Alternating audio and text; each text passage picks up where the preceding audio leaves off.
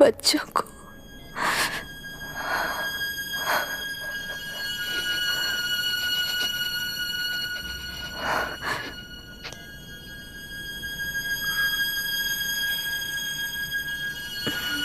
इस वक्त की ब्रेकिंग न्यूज, ममता हॉस्पिटल में जो रेप विक्टिम है मायरा हानसन, उन्हें अभी अभी होश आ गया है, ऐसा डॉक्टरों का कहना है। लोग मायरा हानसन की तबीयत के बारे में अपडेट जानने के लिए बेसब्री से इंतजार कर रहे हैं।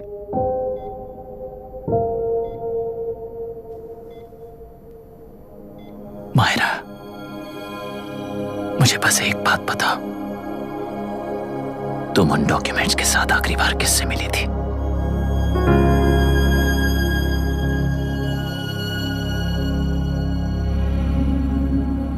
मैं यूएस जाते ही WHO में रिपोर्ट कर दूंगी। आप यहाँ से ये केस रीओपन करने में हमारी मदद करेंगे क्या अंकल?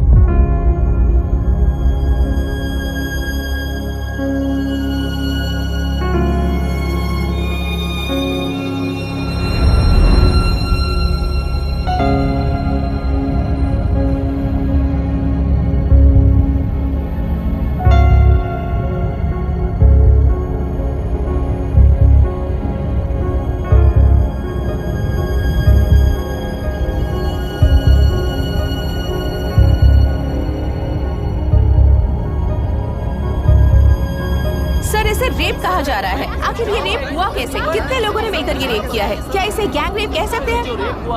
सब प्लीज कहिए कि इस बारे में आपका क्या कहना है? क्या ये रेप है? हाँ,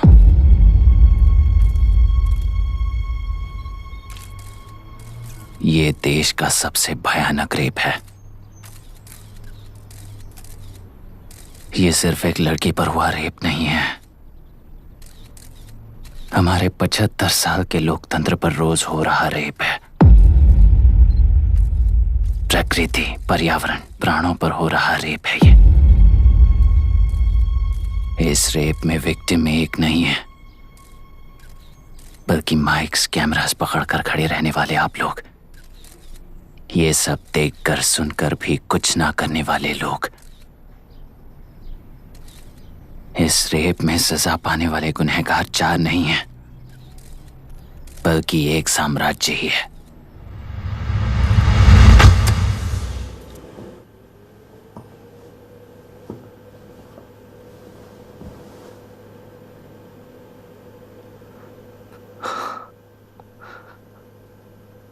This is my wife Radhika. 6 महीनों से बिना क्योर होने वाले एक नसों की बीमारी की शिकार हुई है। आज इसकी धड़कनें रुक गई हैं। मेरे लिए, मेरे बच्चों के लिए धड़कने वाला दिल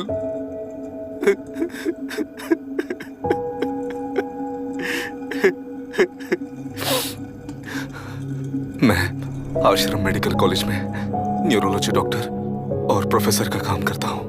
कॉलेज में पढ़ाई के दौरान ही मैंने और राधिका ने शादी कर ली।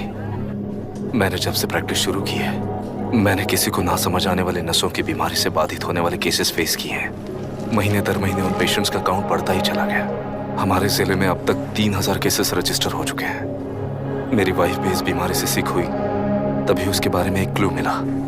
इस बीमारी से बाधित सारे पेशेंट्स में एक कॉमन हैबिट होती है, हर रोज फिश खाने की। वो फिश तेल्लेरू में बढ़कर मत्स्यगंधा फिशरीज के जरिए डिस्ट्रीब्यूट होती है। तेल्लेरू में 80% फिश टैंक्स मत्स्यगंधा फिशरीज के लीज में है।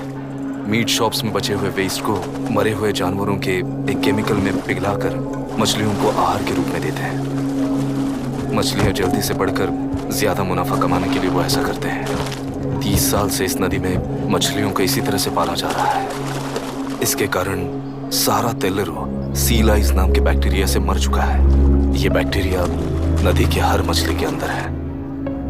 काफी हद तक हमारे खाने से पहले ही वो बैक्टीरिया मर जाता है, पर कुछ रेयर केसेस में वो जिंदा बच जाते हैं और डायरेक्टली ब्रेन पर अटैक करते हैं। इस बीमारी से आने वाले हर पेशेंट में ये बैक्टीरिया पाया गया है।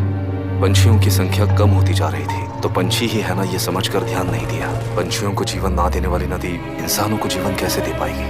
आसपास के लाखों एकड़ खेत बर्बाद होने का कारण और किसानों की आत्महत्याओं का कारण भी ये पोल्यूशन ही है। सिर्फ नाम के लिए ये अच्छे नदी का पानी है, पर ये पानी पीने के या उपयोग करने के लायक नहीं है।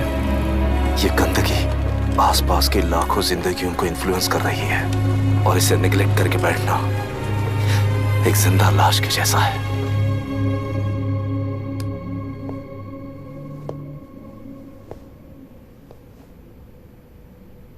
अठारह साल की उम्र में यूएस सिटीजनशिप छोड़कर इंडिया में पढ़कर यहीं पर सेटल हुआ है।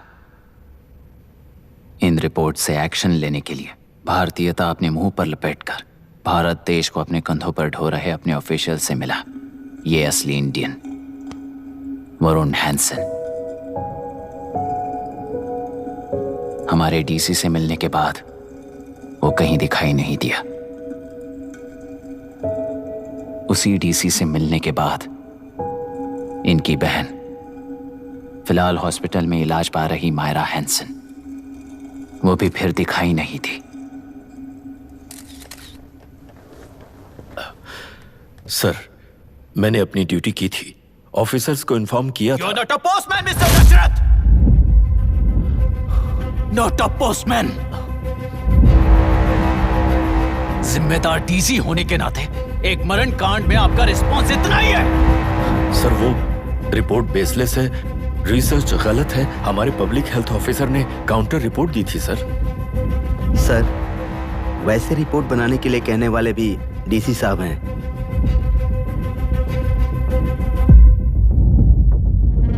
ऐसा करने के लिए मुझे भी ऊपर से ऑर्डर आया था sir. As of now, you both are suspended and are under investigation.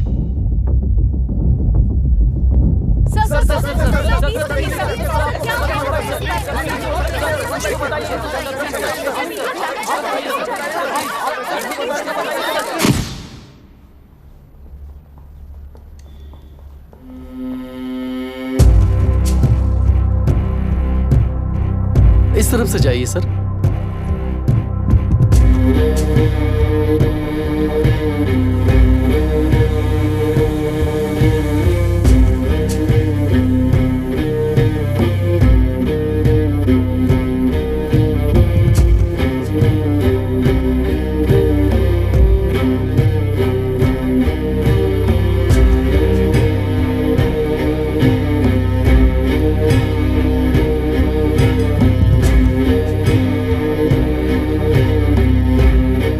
Nietzsche और डार्विन की दुनिया में बापू और हल्दानकर। एक बापू ने मेरे पिताजी को गिफ्ट किया था, दूसरा मेरे पिताजी ने मुझे गिफ्ट किया। इससे ज्यादा मेरी इनके लिए और कोई वैल्यू नहीं है। प्लीज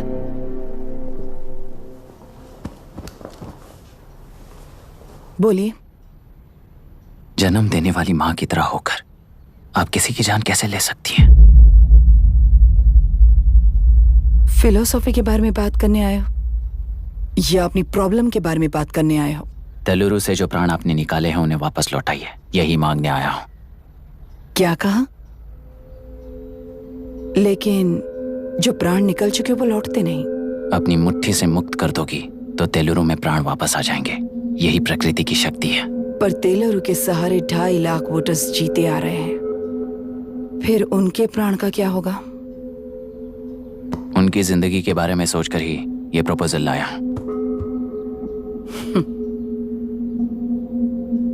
ऑपोजिशन जब पावर में था तब तो ऐसा नहीं हुआ, अब हो जाएगा ऐसा लगता है तुम्हें? तो फिर एग्जीक्यूटिव होने के नाते खुद से ही एक्शन लेने के अलावा और कोई रास्ता नहीं है मैडम। एज पर कॉन्स्टिट्यूशन, कानूनी सभा आदेश के मुताबिक ही उद्योगियों को काम करना चाहिए। लगता है ये बात भूल गए हो तुम। एज पर कॉन्स्टिट्यूशन कानूनी सभा आदेश मारण होम का कारण बनता है, तो उद्योगियों को फॉलो करने की जरूरत नहीं है। फॉलो करेंगे तो आप जैसे लोग हिटलर बन जाते हैं। हिटलर हो या गांधी, सब जनता की ताकत से ही लीडर बने हैं और जनता मेरे साथ है। जिंदगी और मौत का फर्क पता चलने के बाद जनता जिंदगी को चुनेगी मैडम, आपको नहीं। चलो तुम्हें एक कहानी सुनाती हूँ। राष्ट्र में पहली बार कॉप सोसाइटी का निर्माण करने वाले एक फ्रीडम फाइटर की कहानी। असली लोकतंत्र लोकल गवर्नेंस में है, ऐसा लोगों को भाषण दिया करता था। लोगों की जिंदगी संवारने के लिए कम्युनिस्ट झंडा लेकर सड़क पर निकल पड़ा। सब कुछ सुनने के बाद इलेक्शन से पहले ओपोनेंट्स ने डाली हुई घास खाकर आने वाले 5 इलेक्शंस में उसे डिपॉजिट भी ना मिले इस तरह हरा दिया। उन्हीं लोगों ने इमरजेंसी का सामना करते हुए पुलिस की गोलीबारी में अपने दामाद को खो दिया। 13 महीने जेल में सड़कर लावारिसों की तरह मौत को गले लगाया। उस इंसान का नाम है हनुमंतरा। उनकी बेटी का नाम है विशाखावाणी। पिता की लाश को चिता देते वक्त गर्भिणी थी। उस दिन उसने चिता को आग लगाई, अपने पिता की लाश को नहीं, बल्कि पिता के अंदर समाई सच्चाई को आग लगाई और उनकी लाचारी को। उस आग को अपने सीने में रखकर अपने पिता को हराने वाले तंत्र को अपनी मुट्ठी में रखकर जीतते हुए जी रही हूं आज। मतलब जनता को